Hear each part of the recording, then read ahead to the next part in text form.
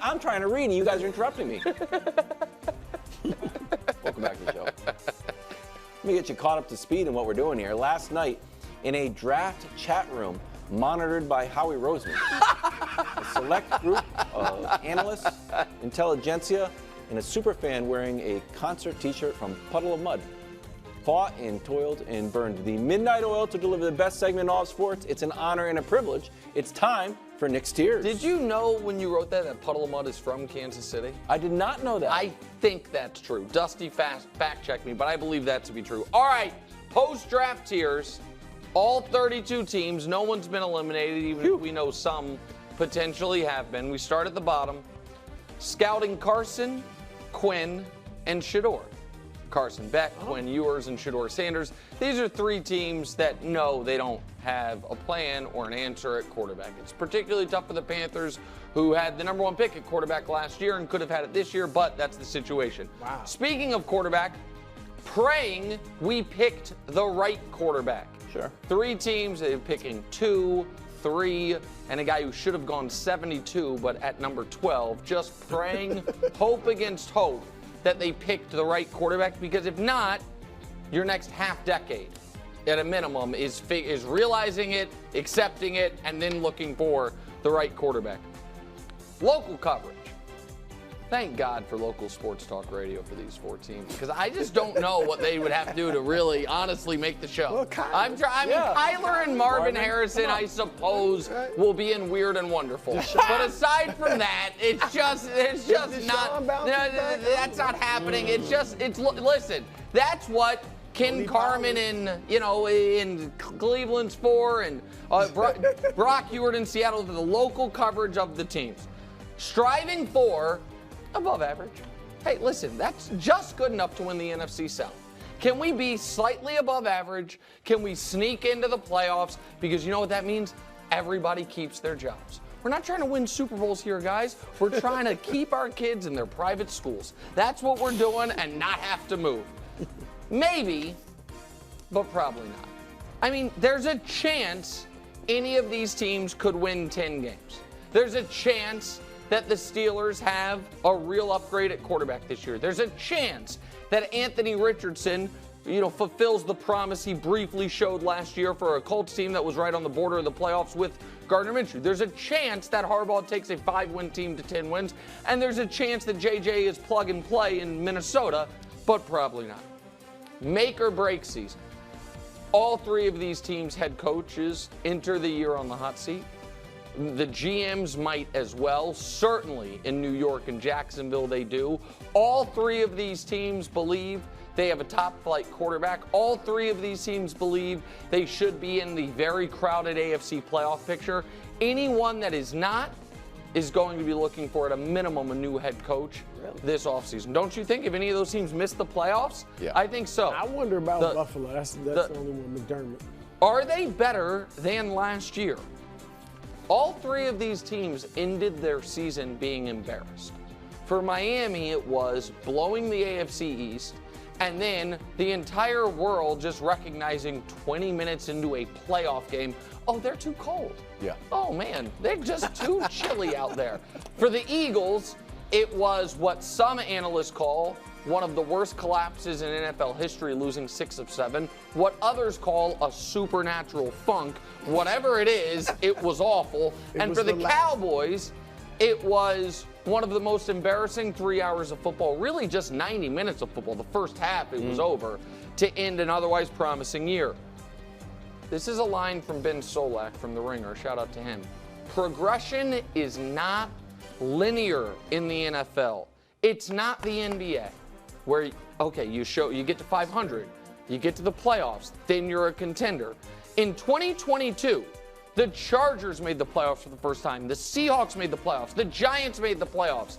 They all went backwards. In 2021, the Patriots with a rookie quarterback, the Raiders with an interim head coach, the Cardinals with Kyler, and they all went backwards. I am not saying that that will happen to all of these teams. I am saying that the idea that all three of these teams will continue on the trajectory we saw last year is belied by NFL history. At least one, if not two of these teams are going to have oddly frustrating years, because that's what NFL history tells us, that the progression is more like the stock market chart. It eventually goes up, but there are some, stops and fits in the middle of it. Party crashers, everyone is going to have one of these 4 teams in the Super Bowl in the NFC. San Francisco will be the most popular choice. Detroit will be the next most popular choice. Then there will be Philly, and then there will be folks who will be like, you know what? I'm going to take a dark horse. Look out for the Packers. Those are going to be the entirety of the Super Bowl picks. I think one of these 2 teams could crash that party. I love the coaching of the Rams and what they showed last year with young players and now a healthy Stafford. And I think the Bears had one of the best off seasons any team has had in a decade. For those reasons, I think those teams are party crashers. Group therapy. So what brings you here? We had a 10-point lead in the 4th quarter, and lost Super Bowl, and then we had a lead in overtime. We had a lead in overtime. For a lot of NFL history, that just meant the game was over, and we lost that one. What about you? Well, we thought we had 2 stadiums, and we talked about it, and ever since then, we haven't played a relevant football game. And what about you? Well, we had the best season we've had. We won the league MVP, and we hosted a game to go to our first Super Bowl in a decade, and then never touched the ball once with him a score in the second half. Oh, really? Who did it to you? Show the top of the tiers! Really? Bad for business. Listen, find me, whether it's a tiers, a power rankings, anything that does not have that team at number 1. Oddly, bad for the business of the committee. It all of a sudden, everyone's caught up, and it's almost there's a groupthink epidemic because nobody can even combat it or argue with it. That is the post-draft tiers, Chris Broussard. Well done. Thank you. Well done. Very, very well done. However, here's the thing. This is the Prince all over again. You've been saying Patrick Mahomes 2.0. Yeah. This is the Prince 2.0. And I'm not saying he's not going to be better than the Prince. But my goodness, can we slow down with the Caleb Williams is about to come into the league and destroy it. Maybe this is about Roma doing all right? The Bears are way too high. All right? I moved that whole tier below them. The progression is not linear. I'm putting all of those teams above the Bears and the Rams. Okay. And I'm going down a notch to put the Eagles above them as well. But here's the thing. Look, I like Caleb too. It doesn't sound but I do not think he's stepping into the league and just wrecking shop the way that you do. And Green Bay, you're right. It's not always linear. For some teams it is. Yeah. Usually if you have like all-time great type players. But Matt LaFleur is a good coach. We know that. And I think Jordan Love is for real. So I think they're going to be very good. And same thing with the Lions. I think the team that might be most likely of that bottom row to drop would be the Texans. I'm not saying it's likely, but I could see them more than the other two. So, I think you got the Bears way too high. I think you put a little too much faith in Stafford as well, Matthew Stafford. This is listen, I think Stafford's excellent when he's healthy, and I think he's going to be healthier this year. This is where, and it's fair to a degree because the playoffs matter the most, and the Packers were so great in that playoff game against the Cowboys. This is where I do remind America, Packers won 9 games last year, and the Bears won 7.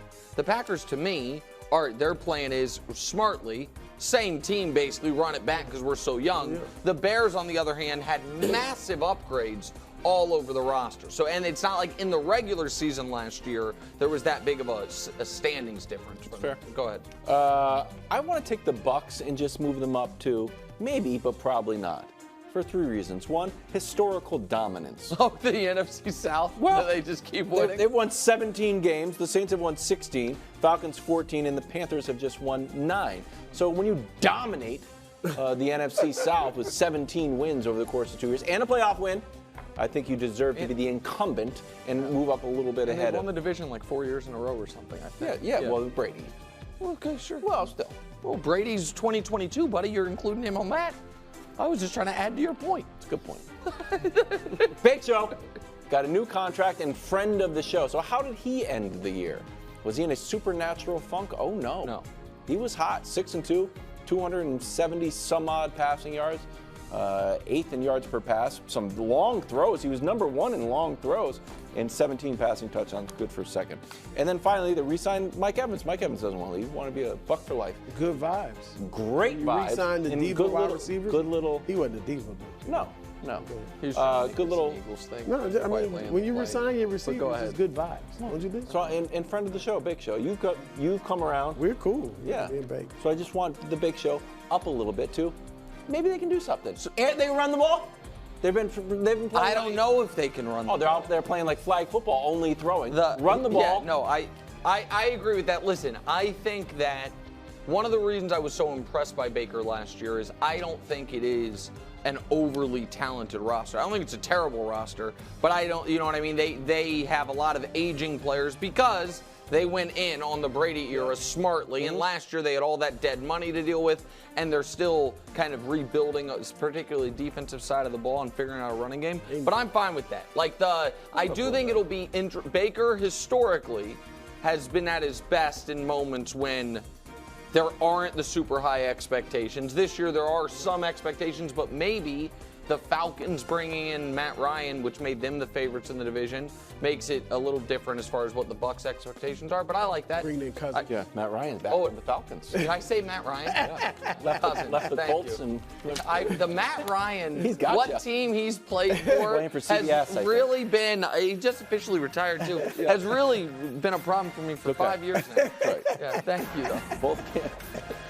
Thanks for watching. Subscribe here to get more from the show and to check out clips from other shows on FS1.